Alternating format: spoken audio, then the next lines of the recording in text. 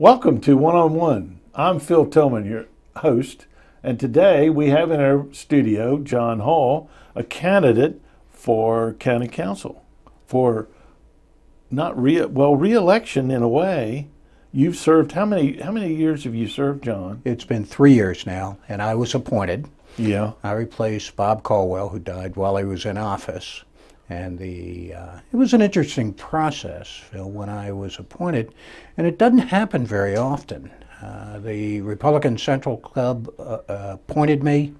The county council approved my appointment, and I have finished out his term. So technically, I'm an incumbent. Did the Central Committee send one name or a series of names? They sent 3 names, and we interviewed. okay, and then the rest of the sitting county council voted, and you were appointed to that job. Correct.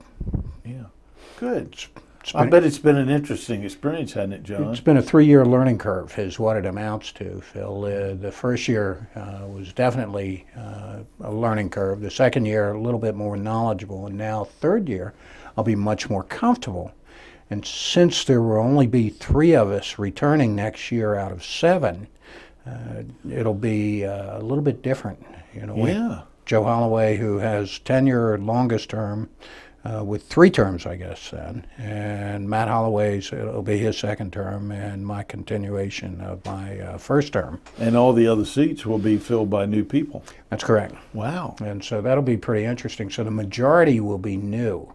So they'll look towards the older or more mature. You think? I don't know. You never can tell about some things. I'm just kidding. I know they will. I'm sure they will. Because they'll be on a learning curve, as you have been the last 2 or 3 years. And, during your term, and you're running unopposed. I'm running unopposed. I know that both major political parties have asked friends of mine to run against me, and they've all declined. Well, that must speak highly. It speaks highly of you and the job you've done.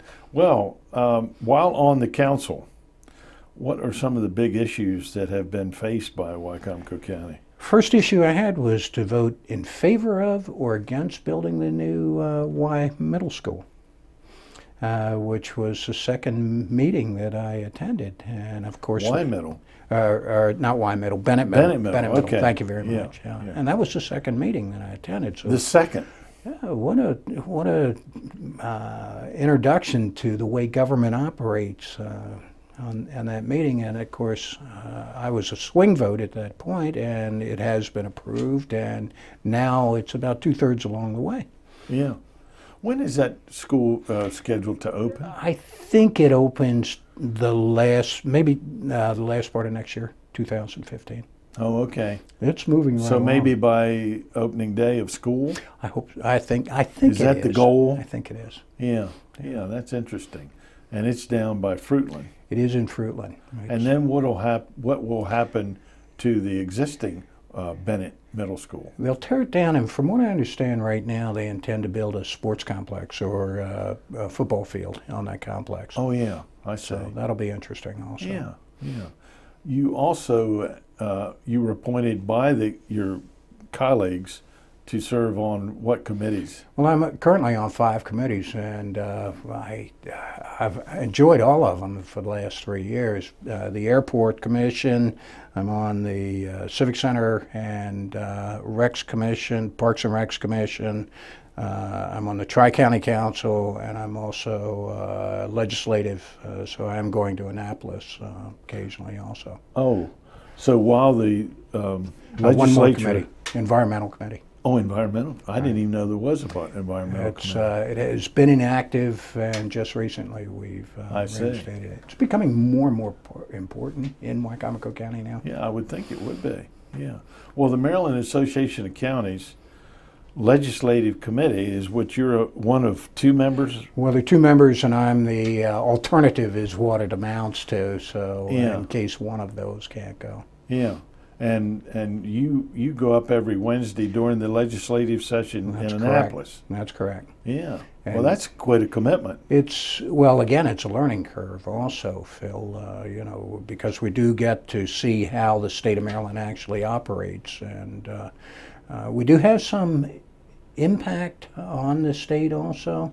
And these are relationships that we have built since we've been there. And I'm sure you're familiar with the relationships and how important they are to the laws that are made. Yeah. One interesting aside, John, and I know you could point this out. In the Maryland Association of Counties, an organization that is a lobbyist for counties, each county in Maryland has equal membership. Right. It's one of the few places, in the General Assembly, certainly Montgomery County, the Big Seven on the Western Shore hold all the clout because they've got all the population. But Montgomery County only has 2 members on your legislative committee. Correct. Just as Caroline and every other county in Maryland. 1954, the law changed. There were 2 delegates and 2 senators from each state. And so we used to rotate governors also. So you'd have a governor from the Western Shore and a governor from the Eastern Shore. And that all stopped in 1954 when they started doing it by population. Yeah, yeah.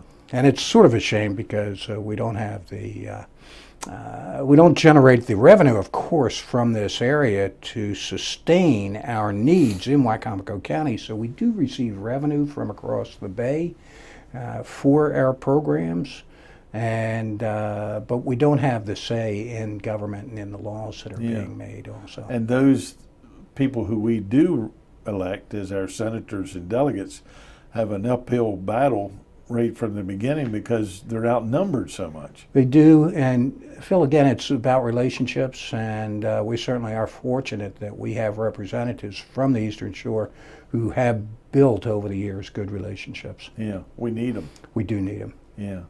Well, what are some of the other issues that have come up while you've been in service? Well, of course, it's well known that we're in the recession, or we're slow. The recession supposedly has bottomed out. So our immediate need seems to be high quality paying jobs. Our numbers haven't changed over the last 5 to 7 years as far as unemployment goes. Unemployment's not the issue. It's quality paying jobs. The way we fix that is, number one, we build an infrastructure that supports entrepreneurs. Salisbury's working on that. Salisbury's doing that now with the downtown revitalization that they're working on downtown. This will encourage more people to come in. But high quality paying jobs starts with education. And we have to encourage our educators or our Board of Education to teach to a level that's going to create better quality jobs. Wallops Island, for instance, will need thousands of people in the next couple of years because of the development that's going on down there. Strong math skills. So what we're going to need are stronger math skills. Yeah.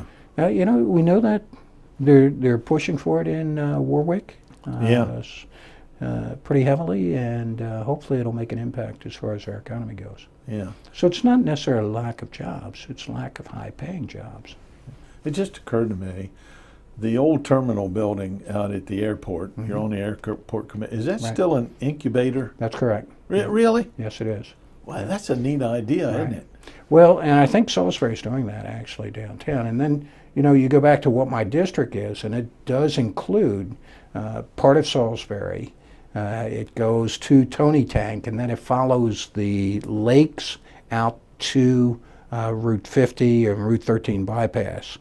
So I'm in the Morris Mill area, and that is the most densely populated area. Yeah. But incubators are necessary, and the college, of course, has a major impact and is one of the major employers, as well as the major economic drivers in our county, as well as the hospital. Right. Well, I guess the hospital and Purdue is the third. Absolutely. But the hospital and the university are highly skilled, high-paying positions. Exactly. And 357 physicians in a hospital. That's pretty incredible. Is that right? That's right. Yeah. Wow. And a lot of them live in your district. Yes, they do. Yeah. Hey, that's good. That's a good thing. It is a good thing. Yeah. And I do get feedback from them. So I get a little different economic strata, I guess, as far as the input that I get from in my district.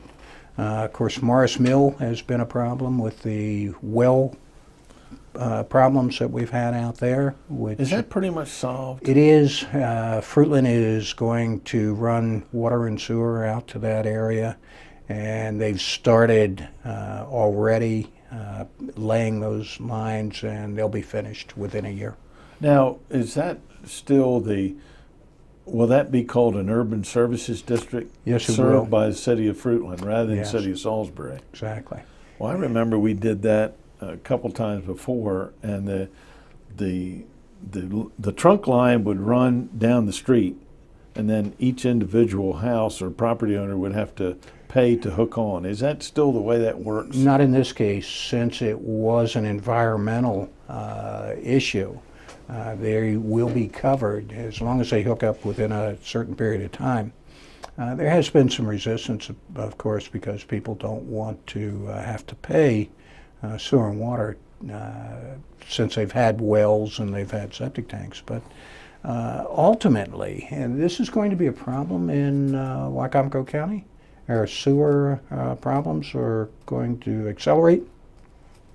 Already we have major problems with septic issues and pollutants dumping into the bay.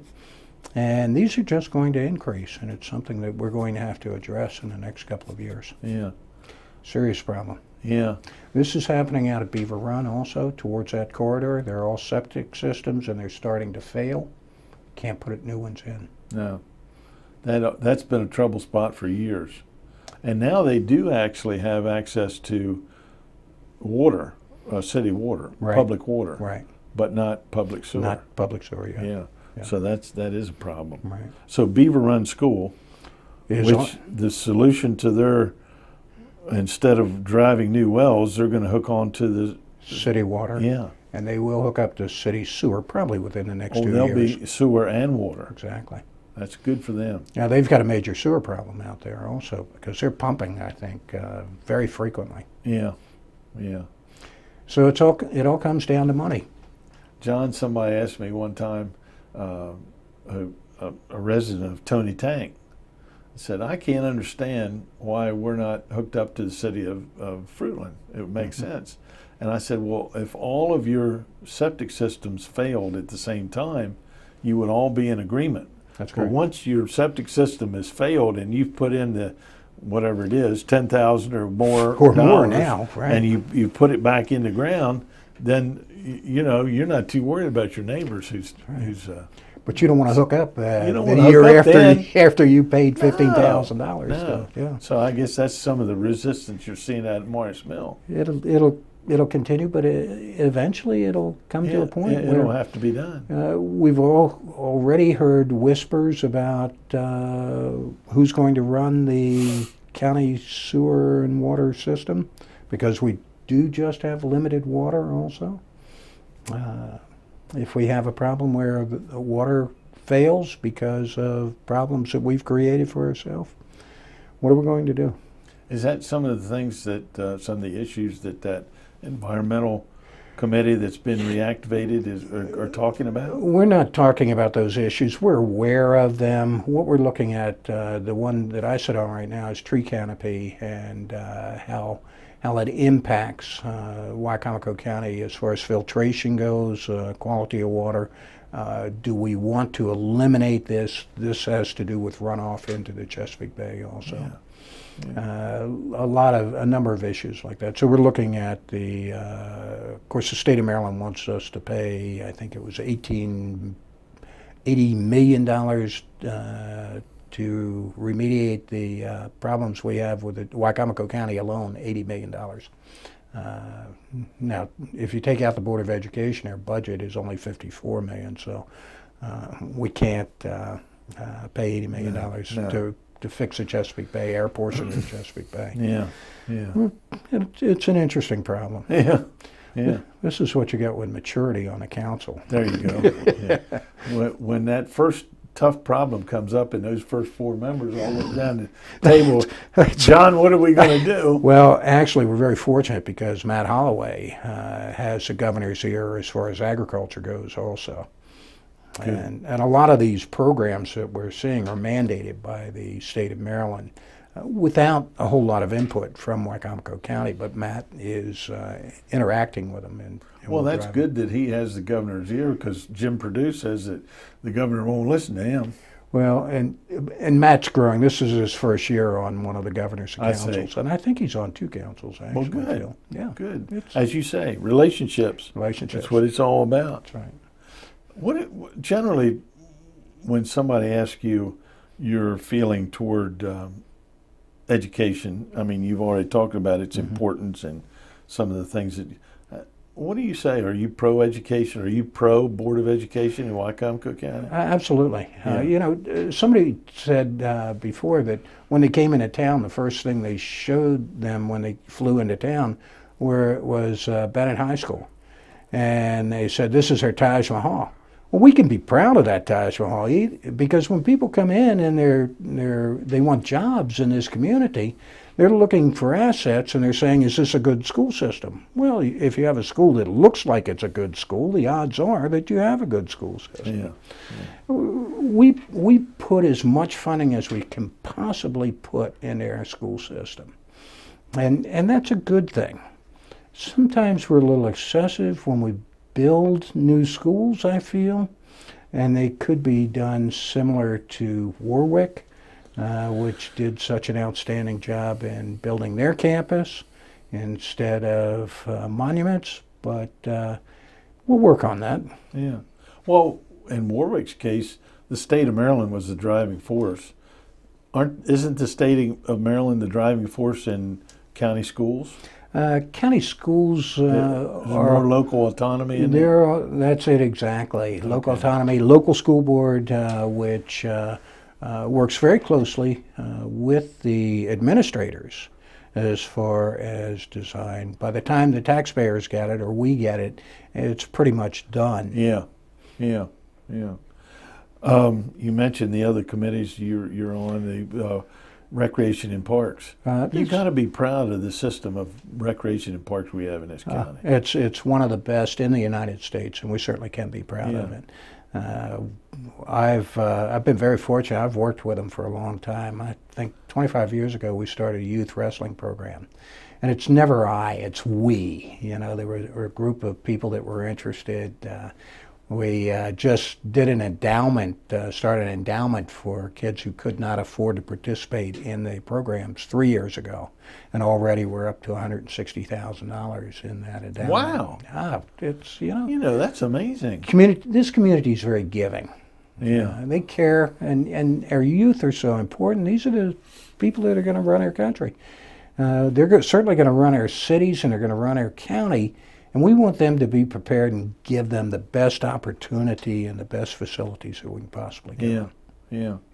Well, now that is tourism is a separate, but they go hand in glove, because that softball thing, which is really recreation and parks, but it's also tourism, isn't it? Has an economic impact of $18 million in our county. The Girls World Series softball. For 3 weeks. By itself, $18 million economic Holy impact. Mackerel. Golly day. It's a fabulous program. And tourism, agriculture is our number one asset in Wicomico County. Number 2 is tourism.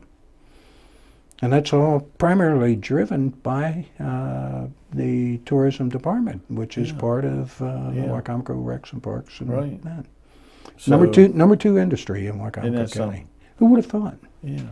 So all of the motels and restaurants and places that sell gasoline and breakfast and coffee and everything else have a lot to thank the tourism people for, to bring all those people in here. It's gotten so big that we don't have the hotel accommodations to accommodate them. Really? So we're partnering with Ocean City. It's the first time it's ever been done in a state where... You mean our overflow goes to Ocean City? That's correct, and we're partnering with them. Wow. So we're letting them benefit from our goodwill. And hopefully, eventually, they'll reciprocate in kind. Did I see or read that the Henry S. Parker complex, which is named for our old dear friend, Right. There's an effort to expand that? That's correct. The city is doing a land swap, and they own the property next door. We're going to swap 35, or the county is going to receive 35 acres, and they're going to put in 4 additional softball fields so we can expand that softball effort for the World Series. Or I'm sorry, 4 additional baseball fields. Also 4 new soccer fields. Golly. And it's just the ever-expanding sports programs that are happening, and again, giving opportunities to the kids, and that's what it's about. Yeah. And that, of course, that's a wonderful complex, but that's just the icing, so to speak, to all the different parks that are in Hebron and Willards and Pittsville and Parsonsburg. All the towns have softball fields and concession stands, and I mean, there's a lot going on in recreation, isn't there? Sharptown, we just put up new lights at the fields in Sharptown. The Cope Bennett Field. Cope Bennett Field. You're familiar with that? I knew Cope Bennett. Oh, did you really? Very well. He had Cope's Candy Company years ago. That only the older people listening to this will remember that. But Cope Bennett was a nice gentleman, and all his life supported athletics and youth in Sharptown. So that field is the lifeblood of that community. There is no question about it. And last year, we took the light poles down because they had been up there ever since the field first started 35 years ago. Well, they were wooden poles, and they did rot eventually, so they were unsafe. So we put up brand new poles, and I was there for the dedication last week. good. It was fabulous. It was wonderful. Good. Seeing the people in Sharptown turn out for this Yeah. was a wonderful experience. So I guess that'll be replicated at other fields around the county that have the old. You know, a lot of those fields had the light poles were old Delmarva Power and Light. That's right. Poles that they weren't using Donated, anymore, didn't they? and donated Right. to put the lights up. Yeah. Isn't that something? Hebron is, they have their inaugural ribbon cutting on October 6th at 6:15, Wow. and that'll be a good experience also. Same situation. The poles had just deteriorated over time. Yeah.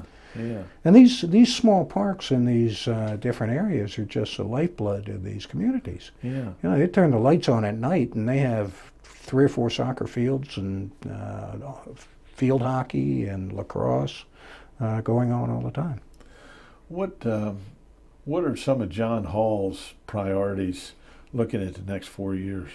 Well, Phil, number one priority would be jobs in the community. And again, entrepreneurs and encouraging entrepreneurs. I know one of my friends on the city council thinks we should have big companies come in. And I think we're better working on small individuals and encouraging them to become big companies. And I think the opportunity will be there. We want the young people to come back. We want to turn this into a thriving area where young people say, well, I grew up here, and here's an opportunity, or I'm going to open my own company and start my own opportunities here in this community. Yeah. And I think that's happening now. I think the city of Salisbury is working on that. You see a little bit different attitude. We used to be an attitude of no. Everything used to be, Can't do that. Can't do that. And we don't have enough money. We can't do it. There is a different attitude in the city, isn't there? Yes, in there the is. city government. Yes, there is. And you can almost feel it. And it radiates, so hopefully it'll radiate to the county also, and we can have that same type of attitude, and we can go further with a positive smile on our face, saying we're doing some wonderful things in the community, and we're spending some dollars to accomplish some things that are much needed. Yeah. Well, that's exciting, I think. And it must be exciting to think about the next 4 years, and you'll be the elder statesman of. I'm already the elder statesman. Well, we know about that, don't we, John? Well, certainly good luck to you. Thank you. And thank you for your service. Thank you very much. The fact that nobody's running against you must mean that most people are pretty satisfied with you being in there. Phil, it makes it a little difficult to campaign. Well, we appreciate the fact you didn't have to come in here today, actually, and but thank you for doing it and talking about county government, because it has an effect on all of us, and all of us love Wicomico County. And Community service is so important to Yeah. this area, and Yeah. we have such generous people in our community. Isn't and that the case? we always have. Yeah. We don't have the big benefactors like we used to have, but we have a Yeah. lot of people that are giving other time and what they can. Right. Well, we've done this for everybody else, and even though you're unopposed, look in that camera, and you've just knocked on the door, and you're going to introduce yourself to the person who opens the door. My name's John Hall, and I'm running for County Council on District 4, and please cast your vote for me on November the 4th. Thank you. I've got to assume that you and Carolyn will both vote for you. I don't know about Carolyn, but you only have to have one vote. I only need one vote. Yeah, Right. yeah. So if any of those folks that you just talked to vote for you, that'll just add to that number. It'll be great. I know Yeah. it'll be a great What a finish. feeling that must be. I never ran for public office that didn't have an opposition. Well- Pretty strong opposition. You mentioned Henry Parker, and of course Henry was there for a long time. Yes. And He was there 16 years. And he ran one time unopposed. And I wondered how that must feel. Yeah. Sorry, I can't Well, you answer, know. but yeah. You know Right. how it feels. I know how it feels. So, well, good luck to you. Thank you, Phil. Good luck to Wicomico County Council and county government, because a part of that, we didn't mention it, but a big part of that is how you work in tandem with the county executive. Right. Yeah. So, thank you, John, for your service, and thanks for being with us. Thank you, Phil. And thank you for being with us here also, right here on Pack 14.